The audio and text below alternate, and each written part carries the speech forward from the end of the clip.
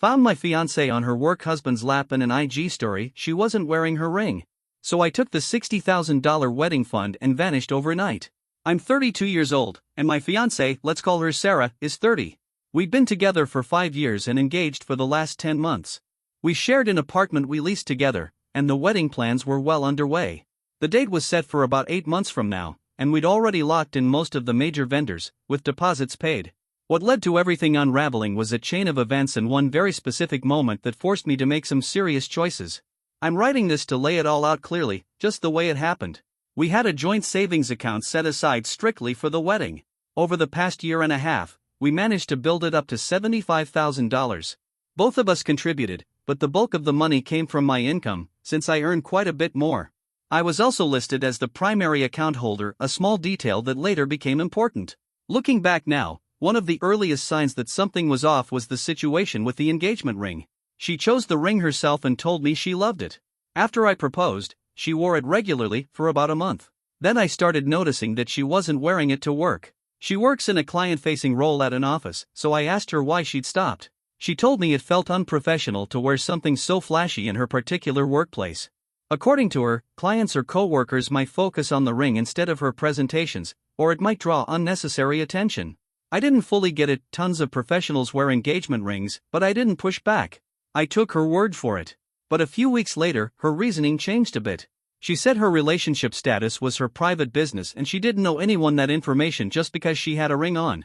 She insisted that people should judge her based on her performance, not her personal life. That version of her explanation made me uncomfortable. I told her that most people see being engaged as a happy thing, not something you need to hide unless there are serious safety concerns, which didn't apply at her company. Still, she stood firm. She said what mattered most was her own comfort, not how it looked to others. This kept going. She would wear the ring when we went out socially, like on weekends, but never to the office. And even on weekends, sometimes she'd forget to wear it at all. I'd have to remind her, and she'd just shrug it off like it didn't matter. Around the same time, she started being more protective of her phone. She always had a passcode, which was normal, but now she was angling the screen away from me whenever a message popped up. On top of that, she kept bringing up this one guy at work, let's call him Chad. She talked about him more and more. It was usually about work stuff or something funny he said in a meeting. Nothing suspicious by itself, but it was happening more often than before. Then came the late work nights. She started staying out longer for team dinners or networking events, often saying they were with clients or just her team, including Chad. Whenever I asked for details, she kept it vague, just saying it was a team thing or a potential client. I offered to pick her up once or twice, but she turned me down every time, saying she'd catch a ride with a coworker or grab a cab. At the same time, the wedding planning started to feel a little tense. I chalked it up to the stress that comes with organizing something so big. Sarah had strong opinions on certain things, the venue, the photographer, her dress, and she always picked the most high-end options. I brought up my concerns about the ballooning costs and suggested we look at some more affordable alternatives. She disagreed, saying this was a once-in-a-lifetime event and she wanted it to be flawless. Given that we had $60,000 in the account by then, she argued we could swing it. I gave in most of the time just to keep the peace and let her have what she wanted. We'd already paid about $15,000 in deposits from that wedding fund to secure some of those top-tier vendors. Then, everything fell apart 3 days ago. It was a Tuesday night. Sarah had told me she'd be out late at a meeting, followed by dinner with some co-workers and a potential client. She mentioned Chad would be there too. That morning, she'd left for work once again, not wearing her engagement ring. At around 9:30 p.m., I was scrolling through Instagram when I came across a story posted by someone we both know, a mutual acquaintance who's more of her professional contact than mine. They were also attending this event Sarah had mentioned. The first few clips looked harmless, people sitting around a restaurant table, food shots, drinks, the usual stuff. Then came a short video, no more than 15 seconds, that flipped everything upside down. The camera panned across a booth. And there she was, Sarah, sitting right on Chad's lap. Not beside him. On him. Her arm was slung over his shoulder, her head tilted in close, both of them laughing. Chad's hand was high on her waist, almost up to her ribs, and Sarah was leaning back into him like they were a couple. At one point, she even reached up and touched his face playfully. The place looked nothing like a formal business dinner. It was dimly lit, music was playing, and the vibe was more bar than boardroom. A few faces in the background looked familiar, other co-workers she'd mentioned before, all clearly having a good time. Right after that clip, the same person posted a photo, a selfie that Chad had taken. Sarah was in it again, their cheeks pressed together as they made silly faces. The caption said something like, "Get a room, you two," face with tears of joy, so happy for our work hubby and wifey, and it tagged both Chad and Sarah. There it was, my fiancé, on another guy's lap, acting like they were a couple, no engagement ring in sight, and the whole thing was up on social media for anyone to see. I must have watched that video a dozen times. There was no mistaking who it was. No denying the way they were acting with each other. Suddenly, her privacy at work explanation clicked in a different way, and not in a good one. I was furious. Not the kind of anger where you yell or cry. The cold kind, where your chest feels hollow and your mind goes into overdrive. I didn't call her. I didn't text. I didn't wait around for her to come home. Within minutes, I logged into our joint wedding savings account. Remember, I'm the primary holder, and moved the entire remaining balance, $60,000, into my personal checking account that she can't access. The transfer was instant. After that, I took screenshots of everything, the video, the photo, the captions, the tags, just in case they tried to delete anything later. Then I grabbed 3 large suitcases and started packing.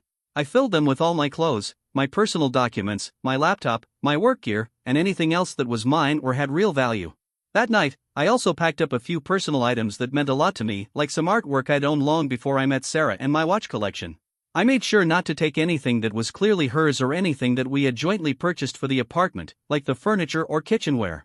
A lot of the nicer furniture had been paid for with my money, but I decided to leave it behind for now. Packing up my life like that was emotionally rough, but I focused on getting it done quickly and methodically. It took me about 2 hours. Since our lease was in both of our names, I found my own copy of the lease agreement and left it on the kitchen counter. I wrote her a short, direct note. It read, "Sarah, I saw the Instagram story.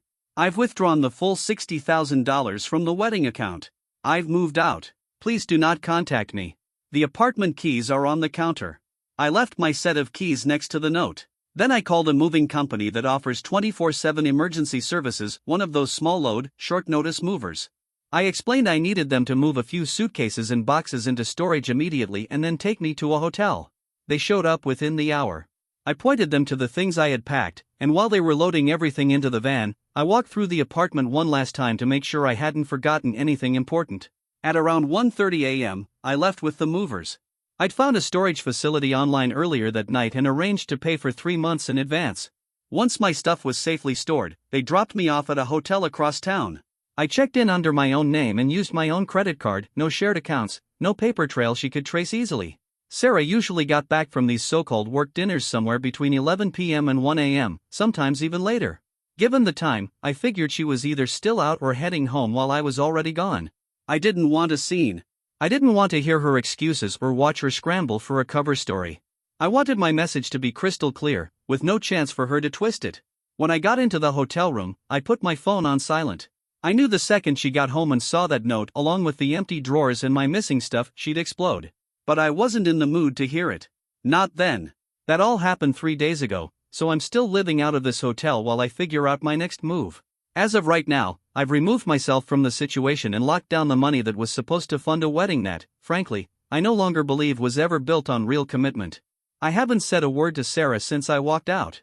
My phone lit up like a Christmas tree starting at around 2:30 a.m. that night, right when I assumed she got home and saw what I'd done. There were tons of missed calls and messages from her. Then came the ones from her mom and her sister. I haven't listened to the voicemails or read any of the texts beyond skimming who they were from. I don't really care what they had to say at this point. So here I am, officially out of the apartment, no longer engaged, and not even interested in having a face-to-face conversation with her anymore. My choice to leave and secure the money wasn't just about self-preservation, it was about making sure there was no way she could manipulate the situation or drain the fund herself. I don't feel conflicted about it, either. I'm not second-guessing whether it was the right thing to do. Honestly, I feel weirdly at peace about it all. I know I did what needed to be done. The reason I'm writing all this now isn't to ask for validation. I just needed to get it out of my head and down in writing, maybe as a way to process how fast everything collapsed. 5 years of history.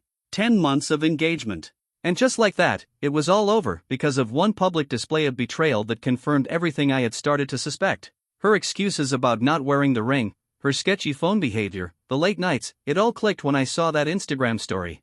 The image of her sitting in that guy's lap, laughing, touching his face, acting like they were a couple in front of all their co-workers, was the final piece of the puzzle. It was so blatant, so shameless. And what made it sting even more was how openly her coworkers seemed to support the work hubby/work wifey dynamic. The story's caption wasn't just a one-off joke, other people in the comments were chiming in like this was common knowledge, like they all saw it as cute or funny. That level of public disrespect was a gut punch. A few of you might be wondering if I'm the bad guy for taking the money. I'm not asking if I am. I genuinely don't believe I did anything wrong under these circumstances. What I did was a direct reaction to what I saw and what I had been feeling for months. I guess I'm writing this mostly to connect with anyone who's been through something similar when you're about to take one of life's biggest steps and then realize your partner has been lying to you, right in the open. If you've been in a situation like this, I'd be curious to know how things unfolded for you afterward. Did the ex lash out? Did their family try to get involved? Did things escalate legally? I have a feeling Sarah isn't going to just let this go, not with the wedding plans already in motion and the money now out of her reach. Quick update for anyone who read my first post, thank you. I really appreciated the replies and private messages. I went through a bunch of them. It actually helped to read about other people's stories. Not because I'm looking for sympathy, but because it reminded me I'm not the only one who's had the rug yanked out from under them. A lot of people asked whether I was even allowed to withdraw all the money from the wedding fund. So here's the full breakdown. Yes, technically it was a joint savings account, but I was listed as the primary account holder. Sarah was added later as a secondary holder. We set it up that way because I handled most of our shared bills and financial planning. My job paid more, and I had a consistent pay schedule, so I kept things organized. As for contributions, about 70 to 75% of that $60,000 came straight from my paychecks. I've got the bank statements to back that up. While Sarah did contribute, most of the money was mine, and given what I discovered, I wasn't about to let it be spent on a wedding, or worse, end up in her hands if she tried to run with it. Some folks were curious about the Instagram story itself. The person who posted it was someone Sarah had once described as a bit of a loudmouth, so I guess I'm not shocked they shared something so careless. The tags in the post directly linked to both Chad and Sarah's public profiles. And that whole work hubby/work wifey caption? It wasn't a one-off joke. Before I stopped checking, I saw several co-workers commenting things that suggested this flirty dynamic wasn't exactly a secret. Since then, the story and the picture have both been taken down, probably after Sarah realized I saw them and panicked. But luckily, I had already saved everything, screenshots, video recordings, the works. As for Chad, I'd only met the guy once, over a year ago at a holiday party. He came off as just another random office dude. Sarah never acted like they were especially close. Just said they worked on a few projects here and there. But lately, she started name-dropping him more, and now I can see why. Some people asked why I didn't just confront her. Trust me, I thought about it. But based on how past arguments with her had gone, usually ending in deflection, denial, crocodile tears, and trying to flip the blame onto me, I decided to skip the drama altogether. Leaving like I did? That was the confrontation. Looking back over this past week, my feelings haven't changed. If anything, my conviction about leaving has only gotten stronger. The way she acted, so openly and shamelessly, combined with her ongoing excuses about the ring and her secretive behavior, made it painfully clear that the woman I thought I was going to marry either never existed or was just putting on a performance the entire time. I did what I had to do to get out of a situation that was only going to hurt me more in the long run. This past week, I've spent some time speaking with a lawyer to get a clear understanding of where I stand legally regarding the lease, the money I transferred, and the contracts we'd signed for the wedding. I'm still at the hotel for now, but I've started the process of finding a new apartment to move into. I haven't spoken to Sarah at all, not directly. My phone remains on silent when it comes to her number and those of her family. I've blocked her on every social media platform. In the first few days after I left, she absolutely blew up my phone, dozens of missed calls, voicemails, and what felt like a wall of text messages. Her mom and her sister also tried reaching out, both calling and texting nonstop. From the previews I saw before I stopped opening anything, the messages followed a predictable emotional arc, first confused, like where are you? What's going on, then frantic, the money is gone. Why would you do this? And eventually angry and accusatory, with lines like you can't just steal our money. You're ruining my life. I ignored all of it. Instead, I had my lawyer send Sarah a formal letter explaining my decision to terminate the lease and offering a fair proposal for dividing any remaining shared property. There wasn't much of real value left in the apartment anyway, at least not anything I'd be fighting over. The letter also made it official, our engagement was over, and the reason was her behavior. I've also started reaching out to the wedding vendors to cancel everything. That hasn't been a fun process. Most of the deposits, adding up to about $15,000, are non-refundable. It's a big hit, but one I was ready to take if it meant cutting ties cleanly. My lawyer did say that since most of the contracts are in both our names, Sarah is technically just as responsible for the fees. But I'm not pushing her for half at this point. I'm more focused on getting out with as little drama as possible. I also made sure that all future emails and communications about those cancellations get copied to her as well, since she was the one who made a lot of the original bookings. Sarah's reaction, from what I can see without actually engaging, was exactly what I expected. She didn't respond with guilt or remorse. Instead, she doubled down with accusations and threats. After getting the lawyer's letter, she amped up her efforts to get in touch, still not to apologize, but to try and pressure me. Her mom even called my mom. Thankfully, I'd already warned my parents about the situation, so my mom was ready.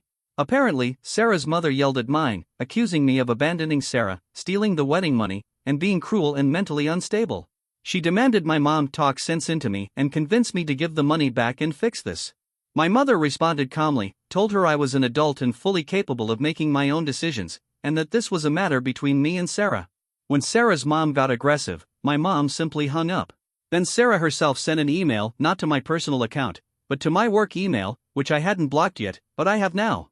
In that message, she claimed the Instagram story was just a drunken mistake and that I was blowing it out of proportion. According to her, Chad was just a friend, and I was acting like a psycho for reacting the way I did. She demanded that I return her money immediately so she could keep planning her wedding. Yes, she actually said her wedding, as if it was still happening without me. She even threatened legal action, saying she'd sue me for taking the money, for slander, and for causing her emotional distress. There wasn't a single word of regret or accountability in her message. No mention of the ring drama, no recognition of the late nights or the growing intimacy with Chad. Just rage that I had the nerve to walk away and take the money with me. One of our former mutual friends reached out to me, not someone close, but more sympathetic to my side. According to them, Sarah is out there spinning a whole different story to everyone we know. In her version, I'm the crazy ex who became controlling and jealous out of nowhere, just because she had male friends. She says I abruptly bailed and stole the wedding money to punish her for having a healthy work social life. No surprise, there's zero mention of her sitting on Chad's lap, the flirty touching, or the work wifey stuff being cheered on by coworkers. This friend also told me that Chad has been keeping a low profile ever since the incident blew up at their office. Apparently, when Sarah couldn't get a hold of me and started freaking out, people at work started asking questions. Chad's been distancing himself, which says a lot. The apartment lease has been the most annoying part of this mess. Sarah's flat out refusing to cooperate, won't sign off on terminating it early, won't agree to a buyout of my share. Whether it's because she can't afford the place on her own or she's just being spiteful, I don't know. Either way, my lawyer is handling it. The bottom line is this: Sarah hasn't taken a moment to reflect on anything. Instead of taking responsibility, she's throwing blame and playing the victim. Watching it from a distance just confirms that cutting off communication was the best decision I could have made. In my first post, I mentioned how it felt like her whole world was going to collapse without me. I wouldn't say her life has imploded just yet, but the picture she had in her head of a perfect wedding, paid for mostly by me, followed by a consequence-free future where she could do as she pleased, that dream is definitely crumbling. Update 2: It's been 3 months since I first found out about what Sarah was doing and took action. A lot has happened since then, some of it predictable, but still frustrating. From what I've gathered, her life hasn't gotten much better. I've kept to my policy of zero direct contact. After that initial flood of calls, texts, and the angry email, plus her mom's tantrum, things slowed down. But not completely. I still get the occasional voicemail, which I delete without listening to, and I had to block another number she tried to use. The two main sources of stress have been the lease and the wedding vendor cancellations. Most of the vendors have now processed our cancellations. The total loss in non-refundable deposits ended up just shy of $17,000. As I said before, I took that hit myself from the original $75,000 fund. But once the final invoices went out, including a few extra cancellation fees, Sarah apparently lost it. She sent furious emails to several vendors, accusing them of taking my side and demanding refunds due to her emotional distress. I know this because 2 of the vendors forwarded the emails to me, clearly irritated. Her logic seemed to be that since I initiated the cancellations, I was the bad guy, and she deserved some kind of compensation for being hurt. Of course, they pointed her right back to the contract she signed. Co-signed, I should say. The apartment situation is still a mess. She's refusing to sign anything to officially end the lease or negotiate a buyout of my share. She's either stuck financially or just determined to be difficult. Sarah stayed in the apartment after I left, clearly assuming I'd just keep paying my half of the rent forever while she lived there. At the time I moved out, we still had 5 months left on the lease. My lawyer informed her that, under the lease terms, I was legally required to cover my share for only 60 days. That's the notice period if one tenant chooses to leave and the other doesn't agree to terminate early. So for 2 months, I paid my half of the rent directly to the landlord. My lawyer also notified Sarah that starting in month 3, she would be fully responsible for the rent going forward or she needed to vacate the unit. Well, that 3rd month just came and went, and according to the landlord, who reached out to my lawyer, Sarah didn't pay the full rent. She apparently told the landlord that I was still responsible and that I stole her money. Naturally, the landlord wasn't buying it. They've now started eviction proceedings against her for non-payment. Her housing situation is falling apart not because of anything I did, but because she's refused to be accountable or cooperative at every step. I also got an update from the same mutual acquaintance who kept me in the loop earlier. Turns out, Sarah's situation at work isn't looking much better. That controlling fiancé story she told people didn't really hold up once the Instagram video started circulating. Some of her coworkers had already seen and saved it before she got it taken down. Once people started talking about her work-wifey dynamic with Chad, her credibility took a hit. And speaking of Chad, he's apparently backed away from her completely since this blew up. Word is, he told others he'd dodged a bullet and that Sarah came on way too strong. She's now isolated at work and reportedly looks foolish to many of her colleagues. The acquaintance even mentioned that her performance has slipped. People at her office see her as a drama magnet now unprofessional and toxic. There's a rumor floating around that she's either looking for a new job or being quietly pushed out. But the biggest development? Sarah finally hired a lawyer and had them send me a formal letter. She's demanding the full return of the $60,000, plus extra for breach of promise to marry, emotional distress, and damage to reputation. The letter was filled with dramatic accusations and straight-up lies about me, how I supposedly mistreated her and how she was totally innocent. My lawyer reviewed it and wasn't impressed. He sent back a detailed response, laying out the real timeline, including the Instagram footage as evidence. He also broke down our individual contributions to the wedding fund, mine significantly higher than hers, and reminded her legal team that if she wanted to get technical, we could audit everything, the wedding expenses, our joint living costs, and even the lease damage caused by her refusal to vacate. We made it clear that we wouldn't entertain any settlement beyond a factual, fair calculation of what she put into the wedding fund, minus her share of the lost deposits and any unpaid bills she created. As of now, that $60,000 remains in my possession. After subtracting the roughly $17,000 lost to vendor deposits, I'm left with $43,000. My lawyer is confident that her case is weak, especially considering her conduct and the evidence we have. Breach of promise to marry is an outdated claim that hardly ever works, especially when one party has obvious cause to walk away. Most likely, that letter was just legal posturing to see if I'd panic and offer her money to make her disappear. We haven't heard anything back in over 2 weeks since sending our reply. On the personal front, I've moved into a new apartment. I've been here a little over a month now. It's smaller than the old place, but it's mine, and it's peaceful. I've nearly wrapped up separating the last of our joint accounts and bills. I'm putting my energy into work and rebuilding my routine. The anger I felt at first has mostly burned out. Now, every time her name comes up or I have to deal with something related to her, it's more of a tired disgust than rage. As far as her so-called life falling apart, it's happening, but not in some big, dramatic crash. It's slower, messier. She's the one unraveling it, piece by piece, through her own entitled behavior. Her reputation at work seems shot.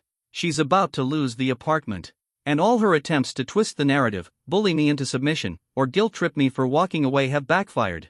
She's pushing people away. She made every one of these choices herself. She decided not to wear the ring, then made up lies to justify it. She got way too cozy with a coworker, in public, while lying to my face.